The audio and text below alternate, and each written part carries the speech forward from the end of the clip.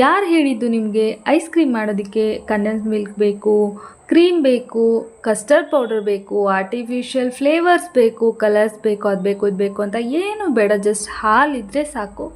Super creamy ಆಗಿರೋ tasty ice ಕ್ರೀಮ್ನ ಮನೆಯಲ್ಲೇ ಮಾಡ್ಕೋಬೋದು. ಇವತ್ತಿನ ವಿಡಿಯೋದಲ್ಲಿ ಸಿಂಪಲ್ ಆಗಿ ಐಸ್ ಕ್ರೀಮ್ನ ಮನೆಯಲ್ಲೇ ಹೇಗೆ ಮಾಡೋದು ನೋಡೋಣ.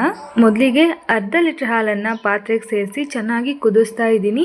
50% ಹಾಲು ರಿಡ್ಯೂಸ್ ಆಗಬೇಕು. ಆ ಥರ ಆದ ನಂತರ ಏಲಕ್ಕಿ ಪುಡಿ ಹಾಗೆ ಕೇಸರ್ ಮಿಲ್ಕ್ನ ಸೇರಿಸಿ ಚೆನ್ನಾಗಿ ಮಿಕ್ಸ್ ಮಾಡಿ ಅದು ಹಾಗೆ ಕುದೀತಾ ಇರಲಿ. ಅಷ್ಟರಲ್ಲಿ ಬಾದಾಮಿ ಮತ್ತು ಗೋಡಂಬಿನ ಒಂದು ಅರ್ಧ ಗಂಟೆ ನೆನೆಸಿಟ್ಟಿದ್ದೆ. ಬಾದಾಮಿ ಸಿಪ್ಪೆ ಎಲ್ಲ ತೆಗೆದು ಒಂದು ಮಿಕ್ಸಿ ಜಾರ್ಗೆ ಆ ನೀರಿನ ಸಮೇತನೇ ಸೇರಿಸಿ ಸ್ವಲ್ಪ ತರ್ತರಿಯಾಗಿ ಗ್ರೈಂಡ್ ಮಾಡ್ಕೊಂಡು ತಗೊಂಡಿದ್ದೀನಿ. ಇದನ್ನು ಕುದೀತಾ ಇರೋವಂಥ ಹಾಲಿಗೆ ಸೇರಿಸಿ ಮತ್ತೆ ಚೆನ್ನಾಗಿ ಕುದಿಸ್ಕೊಳ್ಬೇಕು. ಎಷ್ಟೊತ್ತು ಕುದಿಸ್ತೀವೋ ಅಷ್ಟು ಕ್ರೀಮಿಯಾಗಿ ಚೆನ್ನಾಗಿ ಬರುತ್ತೆ.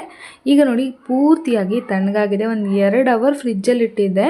ಈಗ ಇದನ್ನು ಮಿಕ್ಸಿ ಜಾರ್ಗೆ ಸೇರಿಸಿ ನಿಮಗೆ ರುಚಿಗೆ ಸಕ್ಕರೆ ಬೇಕಾ ಬೆಲ್ಲ ಬೇಕಾ ಅಂತ ನೋಡ್ಕೊಂಡು ಆ್ಯಡ್ ಮಾಡ್ಕೊಳ್ಳಿ. ಈ ಥರ ನೊರೆಯಾಗಿ ಆಗಿರಬೇಕು. ಆ ಥರ ಗ್ರೈಂಡ್ ಮಾಡಿಕೊಂಡು ಪ್ಲಾಸ್ಟಿಕ್ ಅಥವಾ ಗಾಜಿನ ಕಂಟೈನರ್ಗೆ ಹಾಕಿ ಮೇಲ್ಗಡೆ ಸ್ವಲ್ಪ ಡ್ರೈ ಫ್ರೂಟ್ಸ್ನ ಗಾರ್ನಿಷ್ ಮಾಡಿ ಮೊದಲು ಅಲ್ಯೂಮಿನಿಯಂ ಫಾಯಿಲ್ ಪೇಪರಿಂದ ಕವರ್ ಮಾಡಿ ಆನಂತರ ಕಂಟೈನರ್ ಕ್ಯಾಪ್ ಹಾಕಿ ಫ್ರೀಝರಲ್ಲಿಟ್ಟು 10 to 12 hours ಬಿಟ್ಟರೆ ಐಸ್ ಕ್ರೀಮ್ ರೆಡಿ ಆಗುತ್ತೆ. ಸೂಪರ್ ಆಗಿರುತ್ತೆ, ಟ್ರೈ ಮಾಡಿ.